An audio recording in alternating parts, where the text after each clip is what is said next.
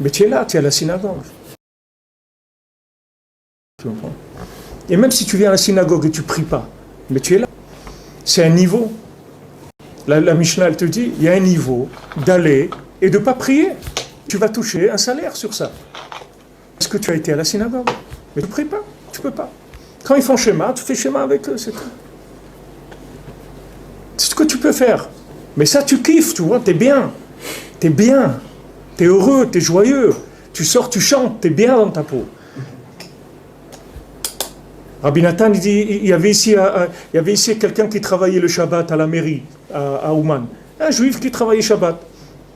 Donc il avait les mains avec de l'encre, mais il avait un minac, c'est que tous les Shabbats, il venait à la synagogue Breslev.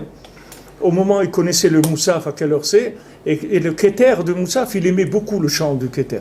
Donc il venait, il passait quand il faisait tomber Mistama en même temps qu'il finissait son travail, donc à 11h ou midi, je sais pas. Il passait à la synagogue, et quand il faisait le Keter, il levait ses mains, et tout le monde voyait qu'il avait les mains avec de l'encre, qu'il avait écrit Shabbat et tout. Il faisait Keter, et Mistama, il devait faire Aïe, comme les gens crient Aïe, aïe, aïe, aïe.